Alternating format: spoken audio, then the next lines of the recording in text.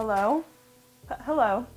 Welcome back, or maybe you don't recognize me. Let me introduce myself. My name is Destiny Johnson, and I'm a digital reporter at KGW here in Portland.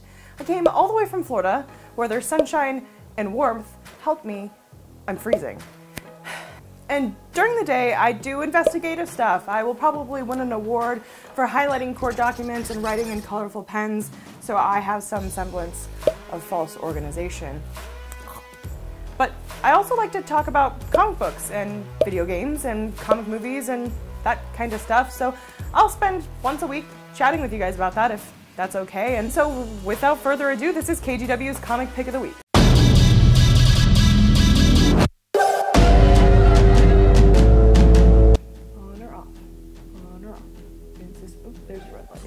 Now how this shakes out is I partner with a local comic book shop, and here in Portland I'm partnering with Floating World Comics, which you can find them at 400 Northwest Couch Street. I've been informed it's not Couch, and if I say it that way I'll have to leave Portland, so there you go. When I walked into Floating World Comics, I wasn't exactly sure what I was getting myself into. Were they going to be helpful? Were they going to be nice? They were both of those things. A nice gentleman pointed me in the direction of an indie comic. It's this one. It's called Swimming with JFish. It's tiny, unassuming, almost square. And he said, this is as indie can get. Now, shame on me, I'm gonna admit to you something about myself. Listen, I'm working on it. When he said it was indie as indie could get, you know, part of me is like, ooh, like punk rock DIY. The other part of me is like, I couldn't help but think of Mary Berry in the Great British Bake Off when she's like, it's not messy, it's informal. So I wasn't sure what I was getting into, but to be honest, shame on me, because in this tiny little comic, there's so much heart. I don't know how he did it. The man who suggested that I read it wrote it, Jason Fischer, but honestly, you should pick it up. It's only 10 bucks. You can get it at Floating World Comics and talk to Jason about it because he works there. And it's short stories that are slice of life, and some of them made me laugh, and some of them made me kind of cringe, not in a bad way, but like, you know, I could relate. And then some of them, I mean, made me tear up. It truly cycled me through these emotions that we feel every day as humans. It was really easy to connect to. It was wonderfully drawn, wonderfully written. And if you haven't read it, I truly, truly suggest it. It was really good. And honestly, just such a good way for me to dip my toe into what indie's like here in Portland, because it's a lot different than Florida, if I'm being honest. So Swimming with JFish, pick it up. My favorite character, besides JFish, was Jim Buddy, who's just a super swole bird. You have to read about her. She's very cool. Now on to something a little less indie, a little more mainstream. Let's get started. We'll start with Criminal by Image Comics. This is a reboot of an older comic, and it's about what you think it might be about. It is about a gritty guy with It's about a gritty guy with a drinking problem who is a criminal and does criminal stuff, and it's about his criminal seedy life. Now, I'm into crime stuff just as much as the next person, and I thought this comic was okay. Will I keep reading it? Probably not, but if you're into a gritty backstory and a dude who doesn't care about the emotional well-being of those around him, this is for you. Now, on to something fun, Young Justice. This is, of course, by DC, and you're gonna see some of your favorite characters come back. We have Young Justice by DC. You're going to see a lot of your favorite characters coming back in this one. We have Tim Drake, who I love. I appreciate a straight-A student who's a little type A as well, because I relate. A lot of people like Jason Todd as Robin, and I think he makes a good Robin too, but Tim Drake's a little less edgy, a little more for the back leader. I don't know. Anyways, we've got him, we've got Connor Kent as Superboy, we've got Wonder Girl, we've got Teen Lantern, which I thought was a hysterical name for like a teen Green Lantern. I've never heard of her. I think she's really cute. We have Impulse, Kid Flash, and also Jenny Hex, who's like a Jonah Hex. She's like a sharpshooter, so that's cool. And a new person called Amethyst, who I'm not particularly familiar with, but this was a really fun comic. I really enjoyed it. I don't know. I really liked the Adventures of Super Sons as well. Something about children fighting crime, just enjoyable. It was uncomplicated, exactly what you expect it to be, but you really were endeared to the characters like immediately, which is something I really enjoy. You don't have to spend too much time explaining who they are, where they came from. You're just along for the ride, and it was really well done in that way. Now, I also picked up Captain Marvel #1. I'm very excited for the movie coming out, which is something I wanted to ask you guys. How do you feel about that? Are you excited? What do you think about Brie Larson as Captain Marvel?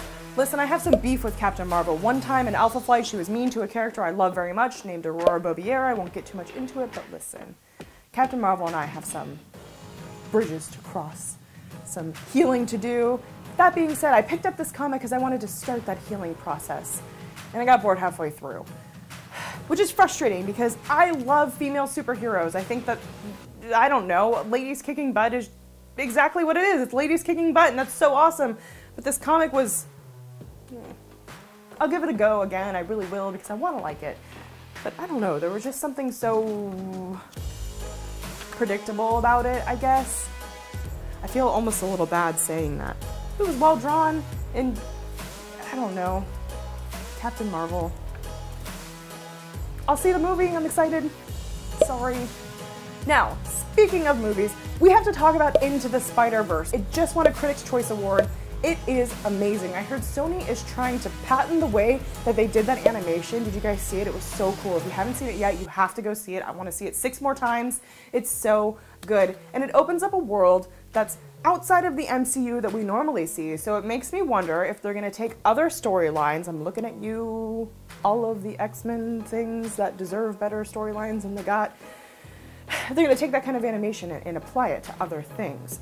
Speaking of other storylines, look at me with these on-point segues. I'm really proud of myself. Let's talk about Disney Plus. Maybe it doesn't seem like the best segue, but Wanda and Vision are getting their own show called Vision and the Scarlet Witch. Now, I love Wanda Maximoff. Her toaster boyfriend I could pass on. But it seems that the MCU actors, so that's Elizabeth Olsen and Paul Bettany, are going to reprise their roles in the limited series on Disney Plus, which is like Hulu, Amazon Prime, Netflix. You have to pay for it, it's like another streaming service. Are you going to opt in to Disney Plus? Because it seems like they're going to get a bunch of shows with some of your favorite characters. I heard that there's going to be a Loki one, and it seems to stand to reason that if the MCU actors for Scarlet Witch and Vision are going to be in the Scarlet Witch and Vision show, then Tom Hiddleston may be Loki. That hasn't been announced. I'm just guessing. My other guess is that the Netflix shows that we saw canceled last year, Jessica Jones, Luke Cage, Iron Fist, and Daredevil, may appear on Disney Plus because those are Disney-owned characters now. But The Punisher is still on Netflix, so I'm not exactly sure how that's gonna go. I'm just guessing here. So what do you think about Disney Plus? Is it another thing that you're gonna add to the list? Another reason to kick cable maybe? Or are you just gonna wait and see the reviews before you opt in?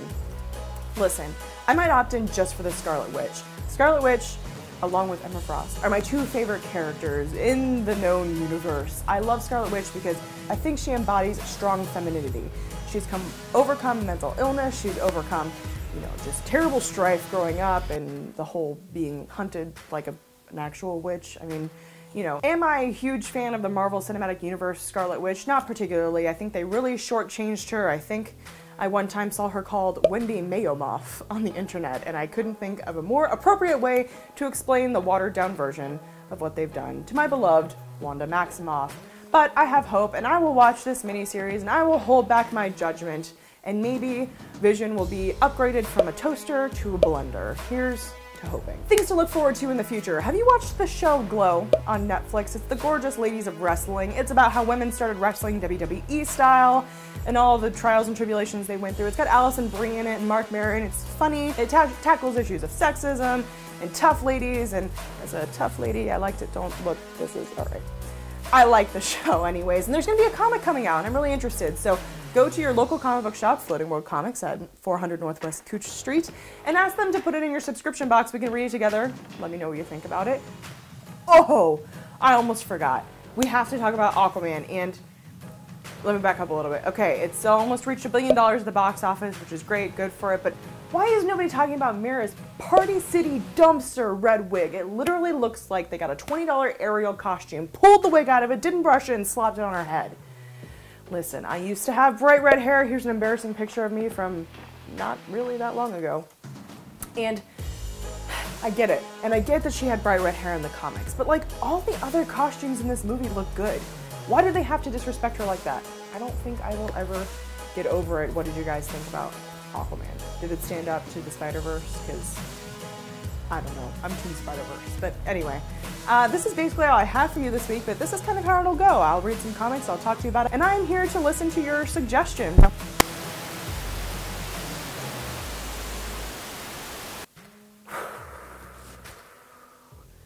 My mic cut out. It's fine. Everything is fine. I wasn't in the middle of doing anything important. Everything is fine. Anyway, as I was saying, this is basically all I have for you this week. Thanks for hanging out with me, and this is kind of how it'll go. I'll read some comics, I'll chat with you about them. Listen, I am by no means a comic expert. I am a casual comic book reader, so I want to know what you're reading, what I should be reading, what you're loving right now, what you're not loving right now. Let's just chat about it. I'm just trying to expand my encyclopedia of nerd knowledge so I can bring it up at inappropriate times when nobody wants to talk to me about it. Sorry, new coworkers.